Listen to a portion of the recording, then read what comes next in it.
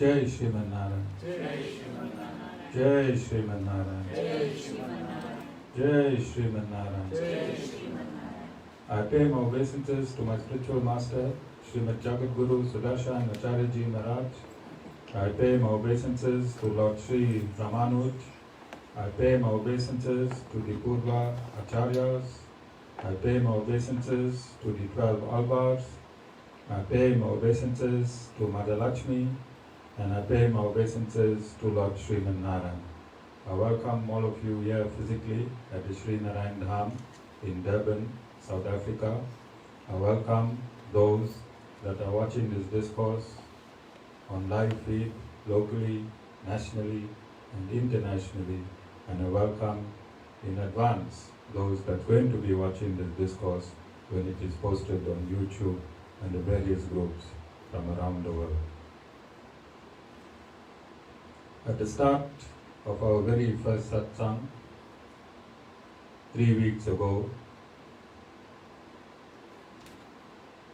due to the regulations of COVID-19, I started with the topic ABC to spirituality, back to basics. And I want to dwell and just refresh, because if the basics in spirituality is not understood perfectly and absolutely, then all other rungs of spirituality becomes null and void. So we have to get our foundation solid, and I'm going to spend a lot of time making sure that we understand our basics. And I explained that when a cricketer loses his form after scoring hundreds or taking hundreds of wickets, and when he is interviewed, he will always tell you that he went back to basics and he regained his form. The same in spirituality. Many people attend satsang for many reasons. And when those reasons that you attended satsang for the very first time, when those are fulfilled, then the novelty wears out. And when the novelty wears out, then there is no deep desire to attend satsang as when you had your original reason for attending satsang. And we've experimented with this for the past 8 years that I have been involved in this mission and satsang. And this is part of human nature. This is part of human nature. So when you desire something, you will work very, very hard to get it. It can be a beautiful girl, a beautiful car, a nice job, a handsome boy. Vashni is smiled through a mask when I said handsome boy. Vashni?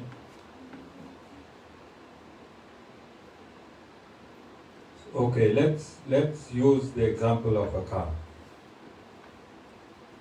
You can come to satsang, you can ask God, you can pray through your guru to get the most beautiful car of your dreams. As long as it is far away from you, your attraction to Guru and God is close. And you'll continue coming to satsang every week, hoping that you can get closer to your car. As you get closer to your car, you start getting further from Guru and God and satsang. And once you get your car, then what is the need now for Guru and God and Satsang? What is the need? You understand? And this is the material mindset. This is the material mindset. Then, after the first few months of having your car, I think the first night you won't sleep, even if it is parked in a garage, Vasan. Alright? And the first few weeks, you might not even allow the car wash to wash your car. You will want to wash every part yourself, lest somebody scratches you. And after a year, you don't care who washes it. You sleep well, whether the car is parked outside, whether the car is on the road. The novelty has worn off. That is material nature. Spiritual nature deals with consciousness. Deals with consciousness. Consciousness is eternal. Consciousness is eternal. God is spirit. And Guru is the knower and direction to that spirit. Guru is the knower and the direction to that spirit. You cannot have a relationship with your Guru like the motor vehicle salesman.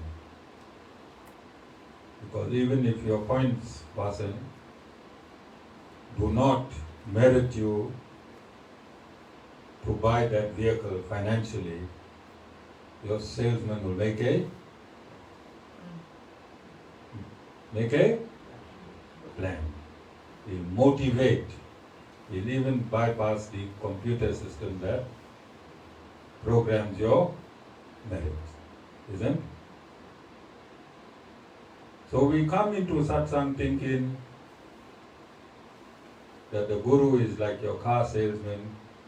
He can change a few dynamics for your material needs.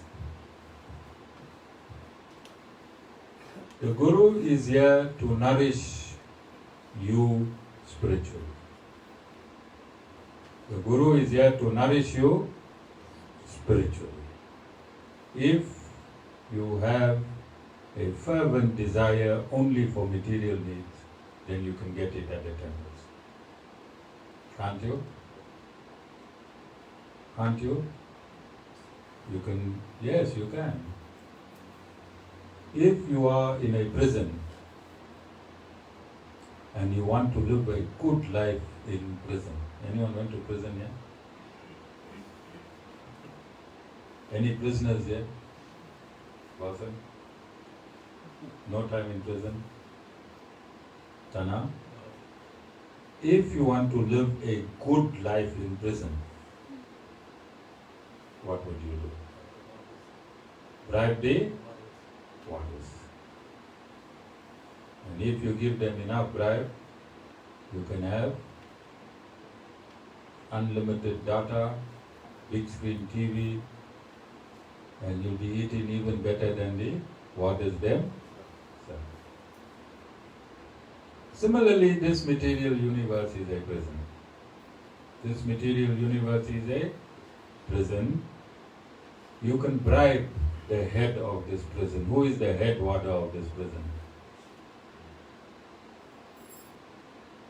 Okay. Sorry? Who? No. Mother Durga is the head of this prison. Durga means prison. In Sanskrit, Durga means prison. Mother Durga is the head of this prison. And I see nearly every devotee here a Mother Durga devotee. You all have been bribing Mother Durga since time immemorial. And when you bribe her, she can make your life in this prison better than what you are living. So when you want that type of betterment, Mr. Maharaj, you go to Mother Durga. You go to Mother Durga, you bribe her with fasting and with gorgeous gifts, some nice dancing, and I don't know what else you do. Dana, what else you used to do? Food offerings. Dana, don't go there. Dana, don't go there. Alright? But a whole lot of bribery. And your condition will get slightly better. But you are still in prison. You are still in prison. The Guru is the parole board. The Guru is the parole board. The Guru comes into this prison, and if you comply and live within the parameters of the Guru's teachings, then the Guru extricates you from this prison. He removes you from the prison. Once you are out of the prison, you do not suffer the consequences of the prison conditions. The prison has conditions to condition you so that when you leave the prison, you can merge back into society.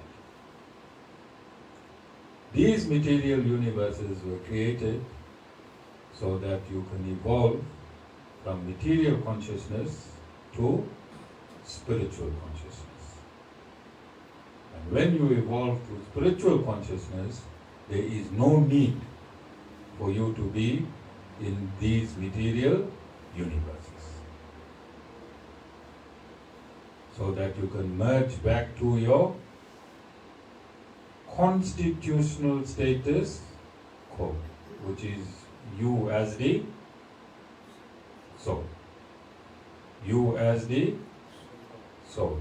And the dimension after you have realized that you are the soul is in the spiritual dimension. In the spiritual dimension. I asked you last week that everything you need in this universe is here. You need health, it's here. Both Ayurvedic and medical science, material science. Both give you health. You need wealth, it's here. We have gold that represents your paper receipts that you carry as money. Abundance of gold in South Africa. Wealth is here and around the world. We also have diamond. So there's health easily available in the universe. Wealth easily available in the universe. What else you need to Vashni?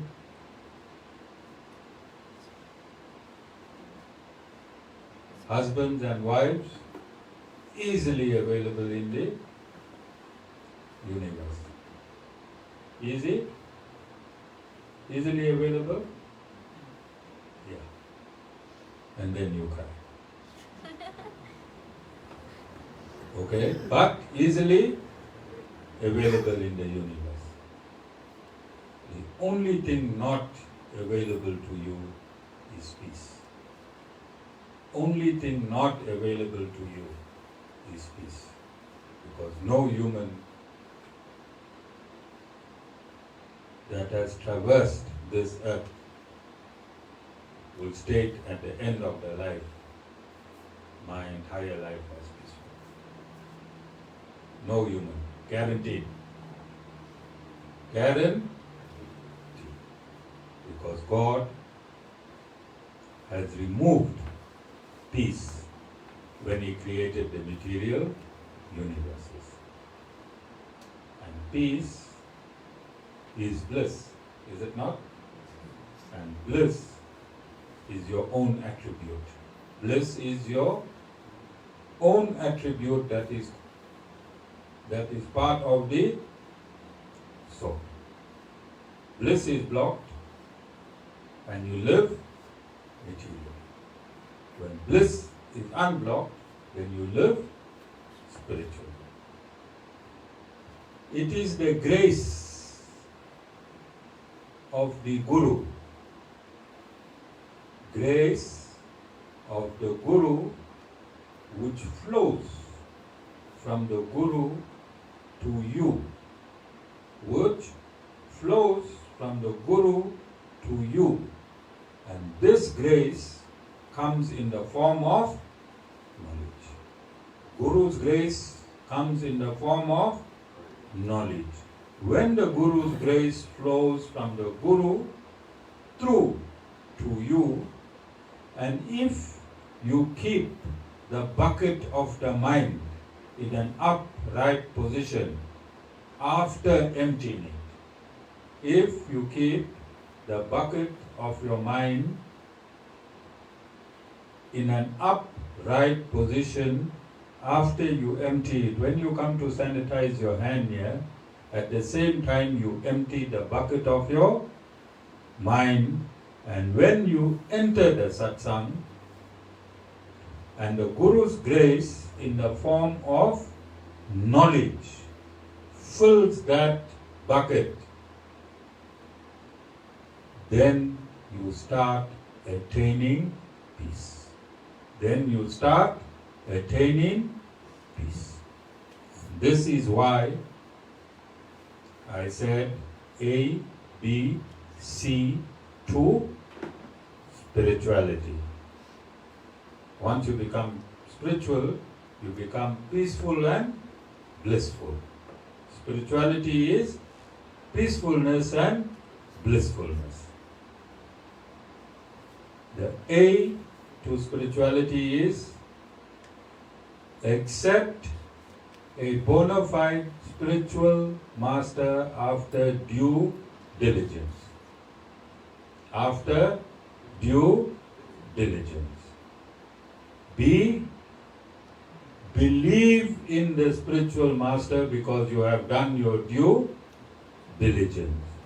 And C, commit and cultivate. Commit and cultivate the knowledge that the spiritual master expounds every time you are in his presence. Then I stated that the spiritual master did not invent these Vedic injunctions. And I read out 2 injunctions for you last week. Guru Ra Brahma, Guru Ra Vishnu, Guru Ra Devo Maheshwara, Guru Ra Saksha Param Brahma, Tasmai Shri, Guru Ra. Guru is Brahma, Guru is Vishnu, and Guru is Lord Shiva. Guru is creator, Guru is maintainer, Guru is destroyer. But I said, don't take it literally in terms of the universe, take it figuratively in terms of you as the universe. In terms of you as the universe. And I've also stated that everything that exists in the universe also exists within you. There's nothing that exists in the universe does not exist within you yourself. Then I stated that the Guru is Brahma, the creator. He creates the spiritual path for you to reach you. For you, the body, to reach you, the soul. The Guru is the creator of that dimension in you. The Guru is the maintainer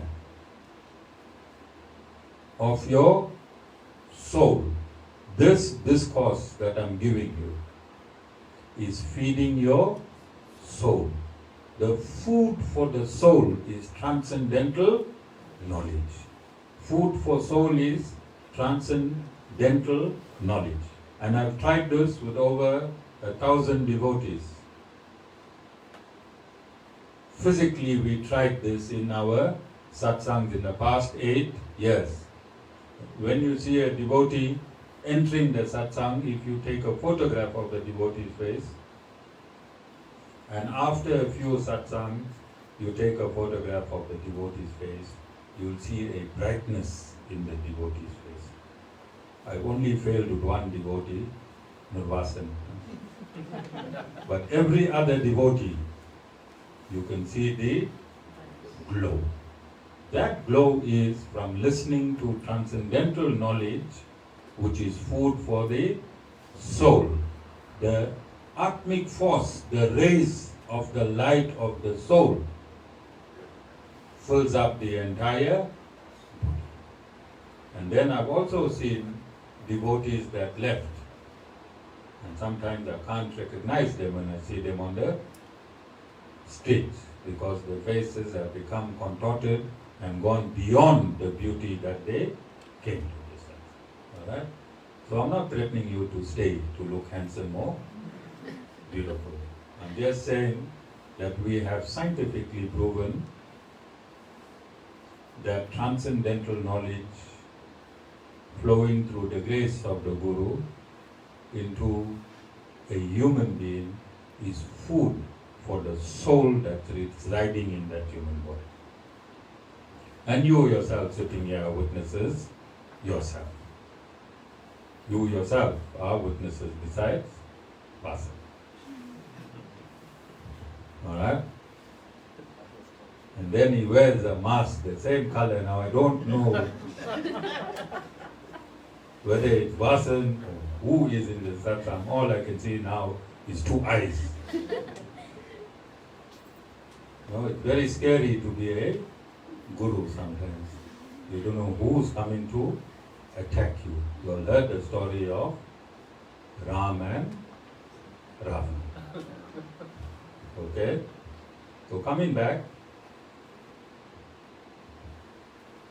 whatever a guru, a bona fide spiritual master discourses, none of that knowledge belongs to him. That knowledge belongs to the Lord. And I'm going to give you an example. If you buy a microwave, you're going to get a manual for the microwave. You're going to get a manual for the microwave. Can you bypass any instruction in the manual for the microwave to get a desired result that is yours? Can you? What will happen? Yeah, like Mataji puts tons of food in the microwave and then it goes off and she's very upset with the microwave. But if she reads the manual, it will tell her how much of food you put in a microwave per time to get the desired result. Alright? So similarly, every living entity that is created has a handbook. Has a handbook.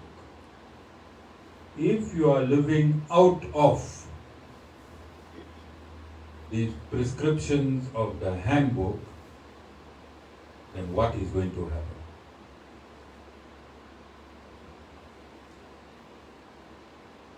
Like Mataji experiences, the microwave keep tripping. Keeps tripping. Because you're not using it according to the handbook. So similarly, how many of you do not trip every day?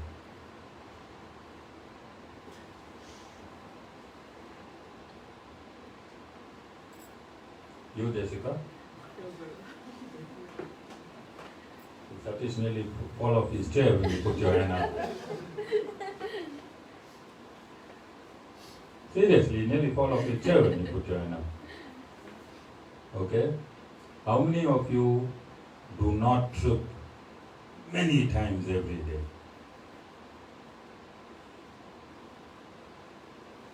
It means you are not performing as per the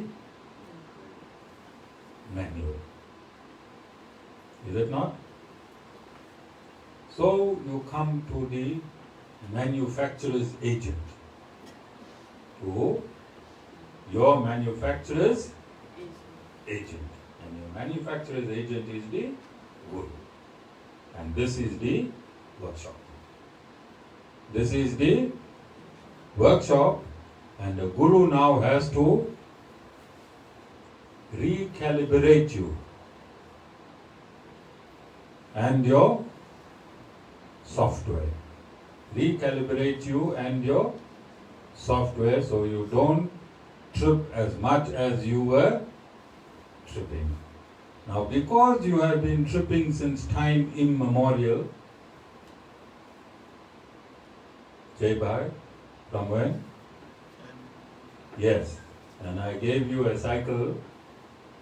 This creation, 155 trillion years have passed already. And each cycle of creation is 311 trillion, 40 billion years. So you have been tripping for 155 trillion years already. When you come to the workshop, it is not easy to fix you up in one sitting. You might have to keep coming to this workshop in this lifetime and a few more lifetimes, depending on the bucket in your mind, how much of your own you bring into satsang, or whether you empty it fully. If the bucket in your mind is emptied full when you sanitize in your hand, you'll recover quickly. But if you just drop off a tumbler and come in, the Guru's grace can only be a tumbler full. You understand? And if you empty the bucket, then the Guru's grace can be a full bucket. Are you understanding? So, if a human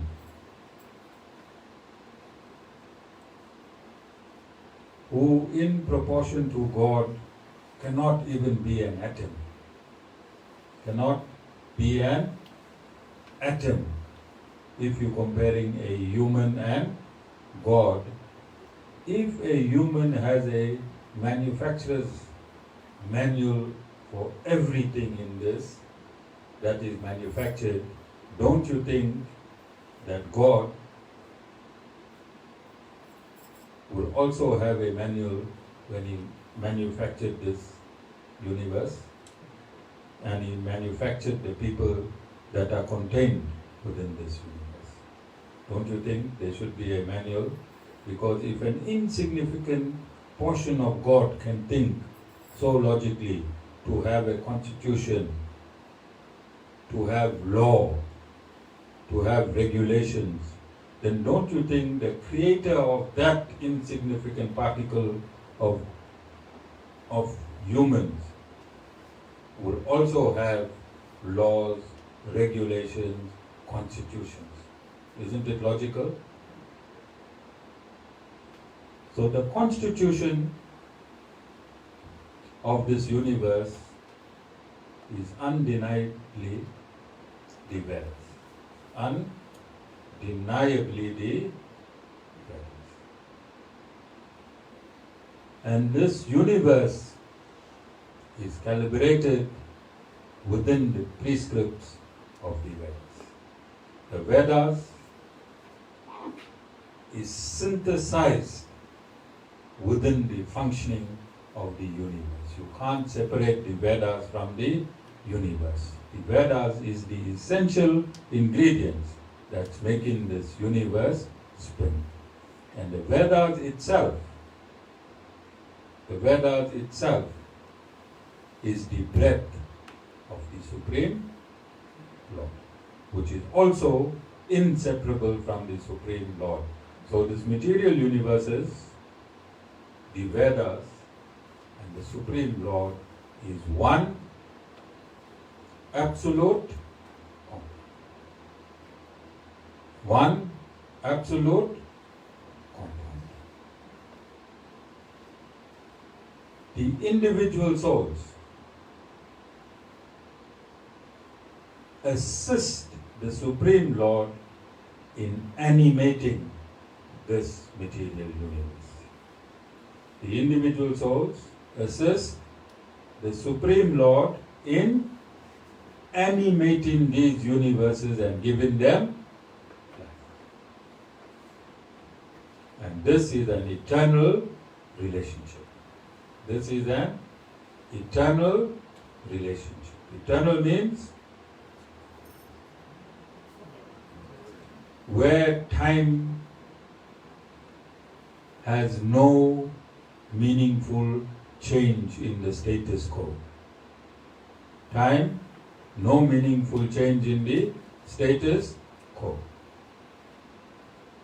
It is very difficult to understand this concept because the material universe we only understand birth, living, and death. Birth starts with time, living is maintained through time, and death is finalized through time. Now, if you extract time,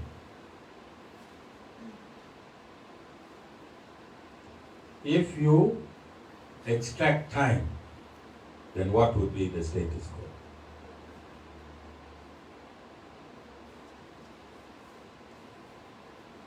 That is, your wife will never age. And your problems will never end. Same wife, same problems, continuously, eternally. Alright? So I think only Satish Bhai would not like to be eternally. Satish Bhai? Yeah, he said yes. I feel sorry for you on your way home. Alright? So, this information that you're getting, there's all the books surrounding you. Is in all the books. But when you read this information, you have to read it with a panado or a discipline. Any other medication you know, Jacob? Sorry? Grandpa. And somebody a bottle or something. Alright? You'll understand? And the reason is that this information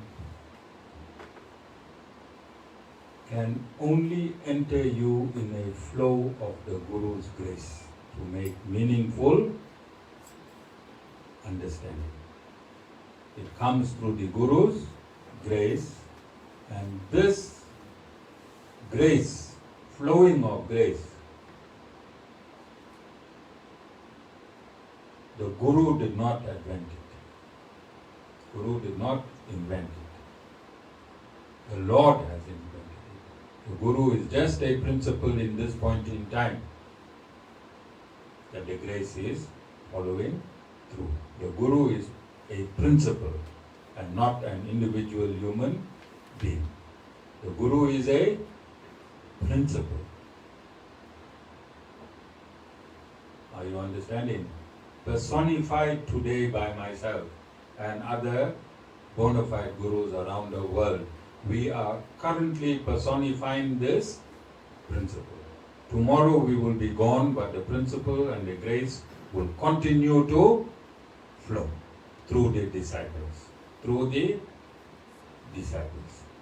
Okay? All of you understand? So there is this hesitancy for those that are in Sanatan Dharma to accept a Guru. There is this hesitancy. And I explained that sitting where I am, I have no problem with this hesitancy. And I gave a reason last week. Satisbhai, you remember the reason? I said, about 20 years ago or 25 years ago, when Mataji's sister informed us that the Guru is a mother, the Guru is a father, the Guru is a God, and I had already resigned from the police force many years ago from there, but I had a mental image of finding a Guru and offloading 15 rounds into him.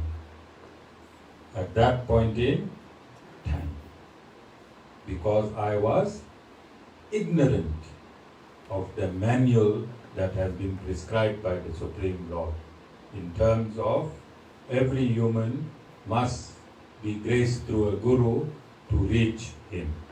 Okay? And this has evolved into other religions as well. In Christianity, you have the Guru principle, who is Christ, and in Islam, you have the Guru principle, which is Muhammad. In Christianity and in Islam, this principle is actively pursued, and therefore the success rate in their respective religions. Okay? They adore the Guru, they adore their Lord. And this is a verdict, injunction. You must love your Guru and you must love your Lord. Your love for your Guru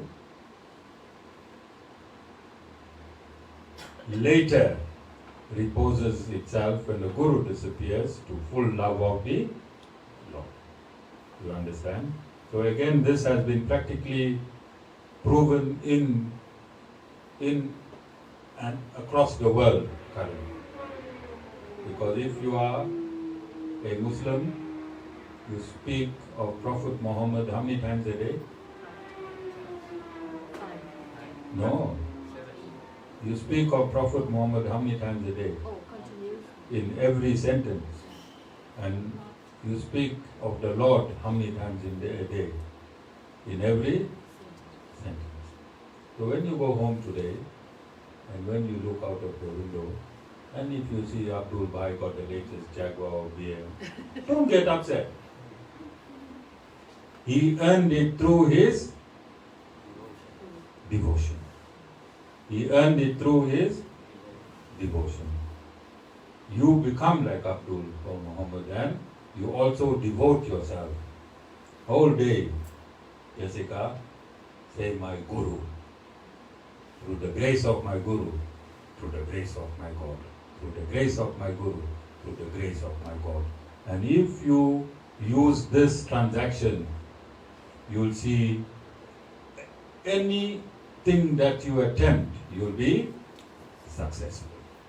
You tried it, Dana? Dana, you tried it? Yes. At what age you went for a heart operation, Dana? 67. Dana went for a heart operation at the age of 67. Just before his operation, he phoned this, and what his Guru told him, you won't have any pain. And after the heart operation, smiling. Even the doctors were shocked that he didn't feel an ounce of pain. Alright? Because he went through the Guru's grace. And the Guru's grace, the reservoir of Guru's grace is the Supreme Lord. Guru is only a medium to transmit the grace of the Lord. Guru is only a medium to transmit the grace of the Lord. All of you understand? And that is why it is necessary to come to Satsang. Because you can only find the Guru at Satsang. And the Guru only resides in the ashram. Guru only resides in the ashram. And that is why it is necessary to attend as many satsangs as possible. Because we are being ravaged with COVID-19 right now, aren't we? Aren't we? Is COVID-19 a protein? Is it a virus? Is it a virus? Is it a living virus or a non-living virus? Amita, what research is showing now? Non-living. But it's a protein. It's a non-living protein. Is protein part of the elements that are within Earth?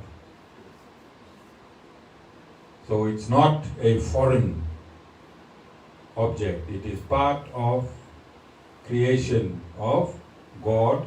God has created protein, has He not? And all the material elements are an attribute of the Lord, is it not?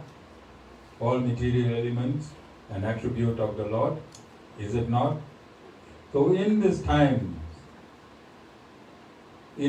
times of darkness,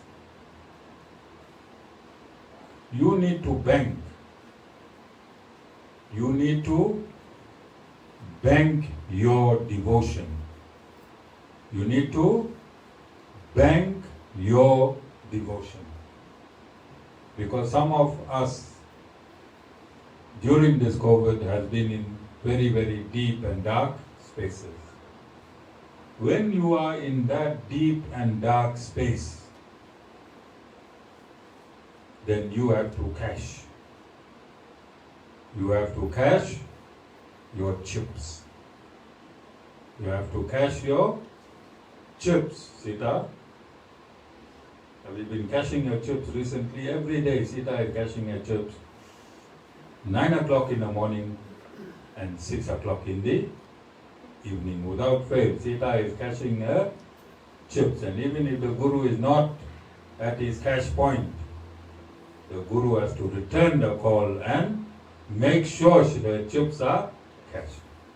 Because before she reached that state, she deposited her devotion in the system.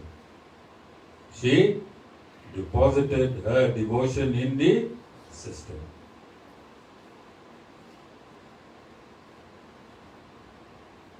And now she is reaping the benefits of advance deposits. Advance deposits. Aren't you, Sita? I don't want to say a lot, satisfied. Alright? You okay, Sita? Yeah, I'm fine, thank you.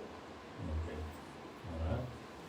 When Sita transacted her first deposit with the Guru, how many weeks ago, Sita? About 3 weeks. 3 3 weeks. Sita could not speak. Sita could not. I only heard heavy breathing. Her communication with me was breathing. I used to phone her, catch her on the phone, her sister used to phone, and you'll hear deep, rasping breathing. The breath of a person that's losing their life. Weren't you in that position, Sita? For 1 week,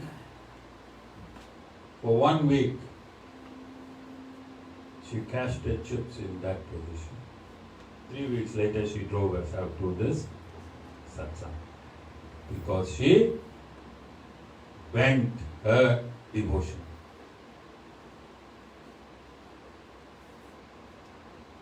Kimlan?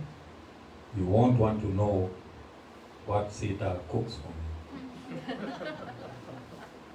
Alright? You won't want to know what Sita cooks for me. Every recipe she finds anywhere, she tries it on the Guru.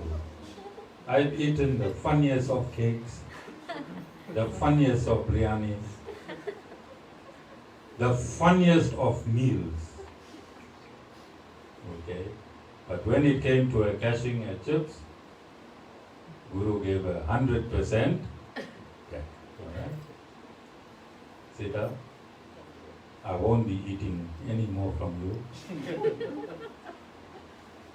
That have been my austerities and tendencies. I never go like Guruji in the forest.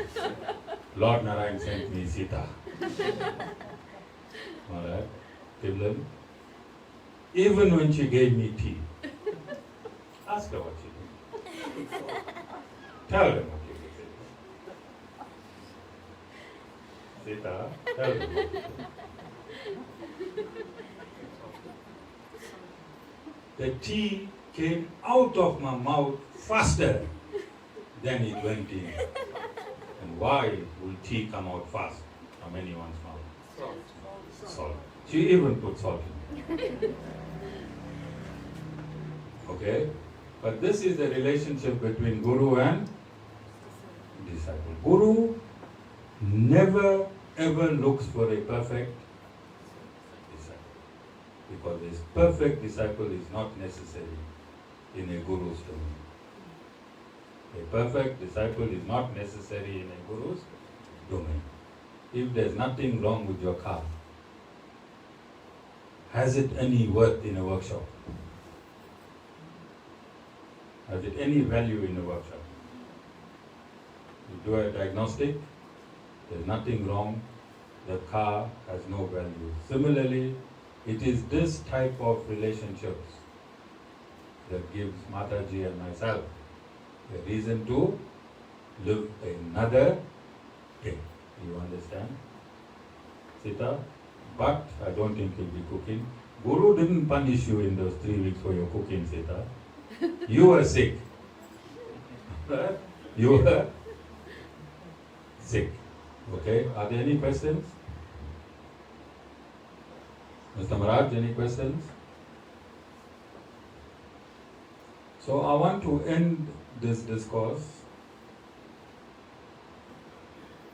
by giving all the children that's here advice. Those of you that have parents, I want to end this discourse by giving you advice.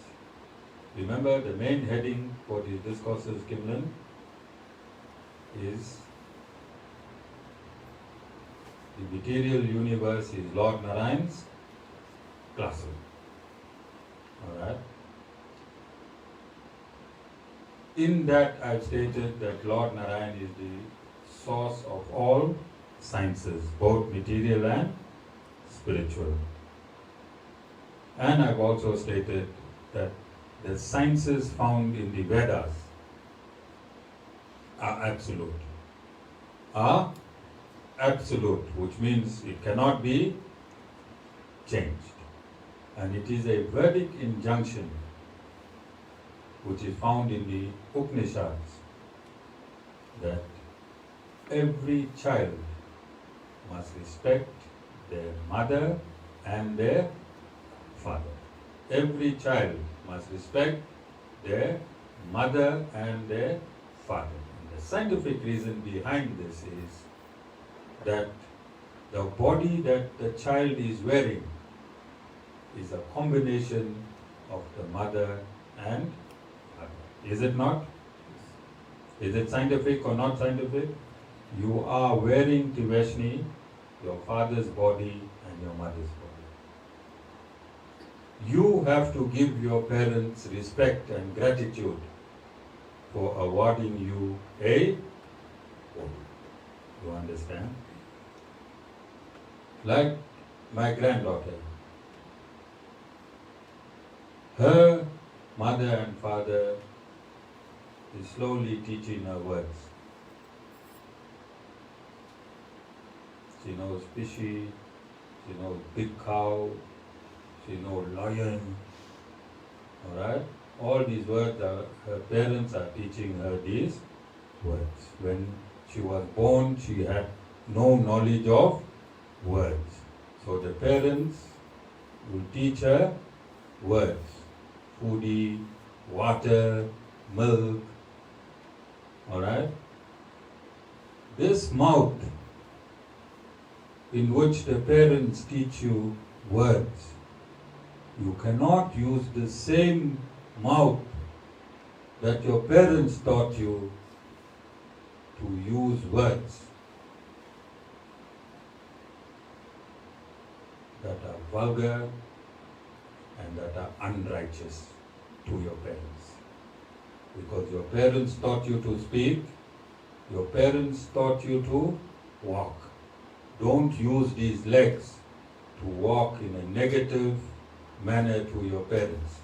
You are wearing your parents' body, your parents taught you walking, your parents taught you crawling, your parents taught you to open your mouth and speak.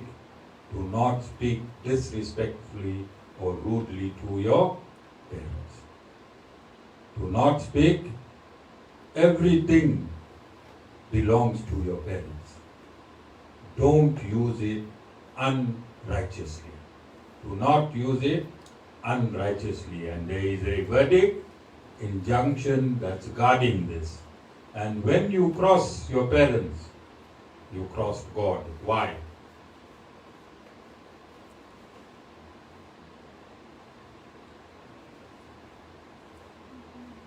When you crossed your parents, you crossed God. Why? Because this same material body that the parents gave you, God gave all parents.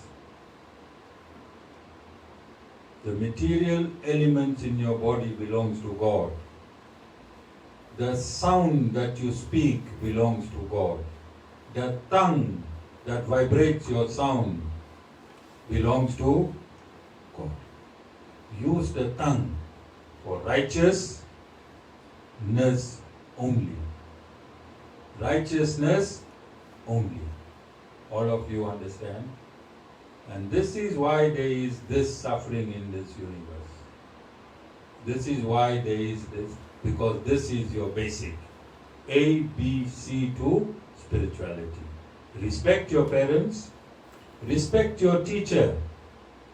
And teacher includes not only the guru, all teachers that teach you. All teachers that teach you. Then respect your spiritual master when you meet him. Then you will be in the respectable domain of the Supreme Lord. Don't use this tongue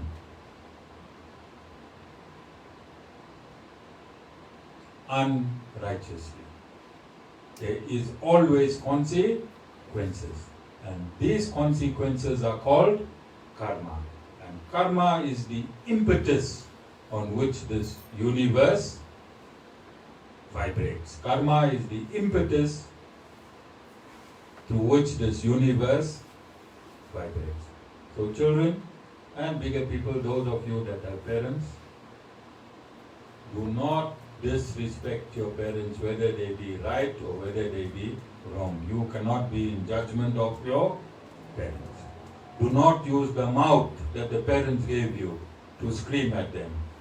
Do not use the mouth and the words that the parents taught you, the formation of words.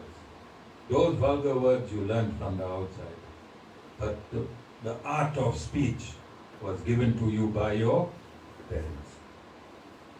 And I've stated, do not behave in the ashram here or in this ashram ground like saints and sages, and go outside and become animals.